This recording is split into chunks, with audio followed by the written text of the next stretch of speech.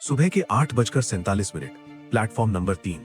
हवा में पसीने की स्मेल, गरम चाय की भाप, अनाउंसमेंट्स की हल्की सी गूंज और फिर एक दूर से आती हुई आवाज, train number arriving on platform. लोग सीधा खड़े नहीं होते, वो पोजीशन लेते हैं जैसे कोई रेस शुरू होने वाली हो। और फिर एक लोकल ट्रेन प्लेटफॉर्म पर घुसती है। दरवाजे खुलने से पहले ही लोग अंदर घुसने लगते हैं। कोई चिल्लाता है, अंदर जाओ, आगे बढ़ो। कोई किसी को खींच रहा है, कोई खुद खींच रहा है, और कुछ सेकंड्स के अंदर ट्रेन भर चुकी होती है। नहीं, सिर्फ भरी नहीं, ओवरफ्लो हो चुकी होती है। लोग लटक रहे हैं फुटबोर्ड पर, एक हाथ से रॉड पकड़े हुए, एक पैर हवा में, और फिर भी ट्रेन चल पड़ती है जैसे ये सब नॉर्मल हो। पर सवाल ये है, दुनिया के किसी भी बड़े शहर में ऐसा सिस्टम टिकता ही नहीं, तो मुंबई में ये चल कैसे रहा है? कैसे बना ये दुनिया का सबसे बिजी लोकल ट्रेन नेटवर्क? और सबसे इंपॉर्टेंट, ये अब तक गिरा क्यों नहीं? इस कहानी को समझने के लिए हमें वापस जाना पड़ेगा एक ऐसे वक्त में जब मुंबई नहीं था, बॉम्बे था। 1853, बोरी बंदर से थाने तक पहली ट्रेन चलती है। ब्रिटिश लोग सेलिब्रेट कर रहे थे, उनके लिए ये एक इंजीनियरिंग अचीवमेंट था। पर उन्हें शायद खुद नहीं पता था कि उन्होंने एक ऐसा सिस्टम स्टार्ट किया है जो एक दिन कंट्रोल से बाहर हो जाएगा। उस वक्त ट्रेन्स का पर्पस सिंपल था, गुड्स मूव करना, कॉटन, रॉ मटेरियल, पोर्ट से मिल तक। लोग सेकेंडरी थे। पर फिर 1860s, American civil war, cotton supply रुक गई और बॉम्बे सडनली दुनिया का कॉटन हब बन गया। मिल्स खुलने लगी और लोग आने लगे, हजारों नहीं, लाखों। गांवों से, छोटे शहरों से, हर कोई एक ही सपना लेकर, बॉम्बे जाके कुछ बनना है। पर शहर के पास एक प्रॉब्लम थी, जगह लिमिटेड थी, जॉब्स सेंट्रल एरियाज में थी और रहने की जगह बाहर, दूर। और यहीं से एक इनविजिबल प्रेशर बिल्ड होना शुरू हुआ। रोज का सफर, रोज की स्ट्रगल। रेलवे लाइंस जो गुड्स के लिए बनी थी, अब इंसानों को ले जाने लगी। 1880s तक सबर्बन लाइंस डेवलप होने लगी, वेस्टर्न, सेंट्रल। पर ये प्लानिंग नहीं थी, ये रिएक्शन था। जितना प्रेशर उतनी एक्सपेंशन। पर क्या ये इनफ था? नहीं। 1900 तक बॉम्बे ऑलरेडी भर चुका था। चॉल्स, छोटे छोटे कमरे, एक कमरे में 5-6 लोग, प्राइवेसी जीरो, और ट्रेन्स ऑलरेडी फुल। लोग सिर्फ ट्रैवल नहीं कर रहे थे, वो एडजस्ट करना सीख रहे थे।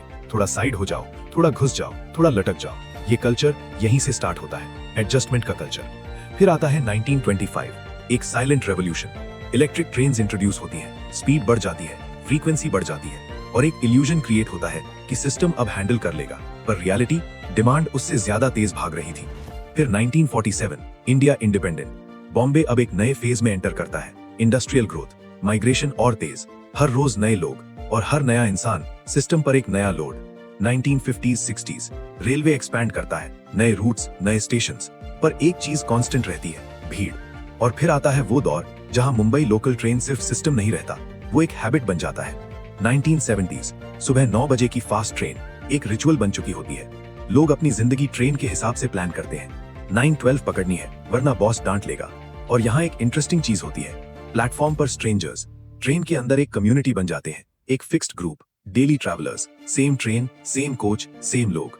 नाम नहीं पता, पर आदत पता है, कौन कहाँ खड़ा होता है, कौन विंडो लेता है, कौन गेट पर।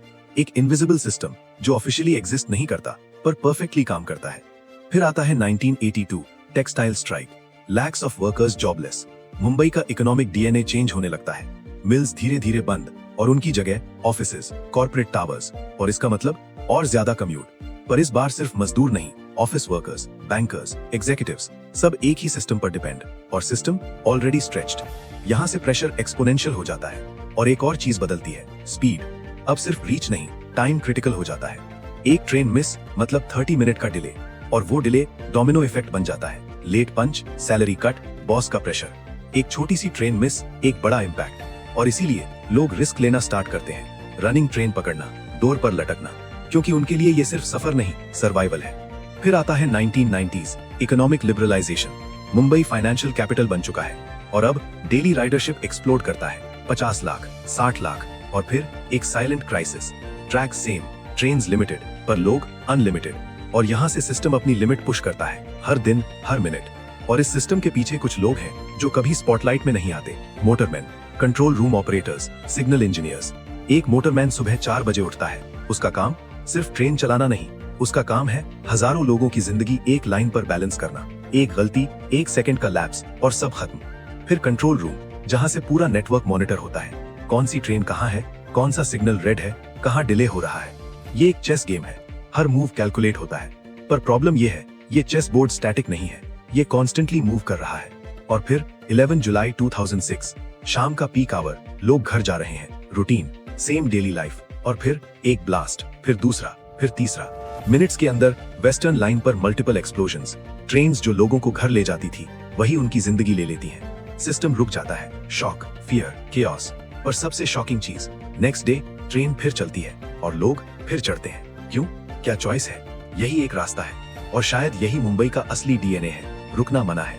आज मुंबई लोकल 75 लाख से ज्यादा लोग रोज, एक सिस्टम जो अपनी थ्योरेटिकल कैपेसिटी से काफी ज्यादा लोड ले रहा है, फिर भी चल रहा है। पर अंदर क्या चल रहा है? हर दिन 1000 से ज्यादा छोटे डिलेज, चेन रिएक्शन, एक ट्रेन लेट, दूसरी इफेक्ट, तीसरी भी, एक सिग्नल फेल और पूरा शेड्यूल हिल जाता है। पर पैसेंजर्स एडजस्ट, शिफ्ट, मैनेज, जैसे उन्हें सिस्टम का पार्ट बना दिया गया हो। और शायद सच यही है, ये सिस्टम सिर्फ रेल्स और ट्रेन्स का नहीं है, ये लोगों का है। उनकी आदत, उनका पेशेंस, उनका डिसिप्लिन, एक अनस्पोकन रूल। सबको जगह मिलेगी, थोड़ा एडजस्ट करो। और यही चीज इस सिस्टम को कोलैप्स होने से बचाती है। पर सवाल अभी भी वही है, कब तक? क्योंकि प्रेशर कम नहीं हो रहा, पॉपुलेशन बढ़ रही है, डिमांड बढ़ रही है, और सिस्टम अपनी लिमिट्स के एज पर खड़ा है।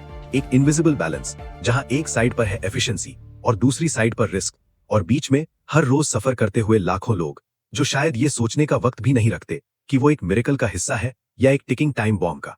क्योंकि मुंबई लोकल ट्रेन सिर्फ एक ट्रांसपोर्ट सिस्टम नहीं है, ये एक सवाल है जो हर रोज ट्रैक पर दौड़ता है, और शायद एक दिन इसका जवाब मिलना ही है।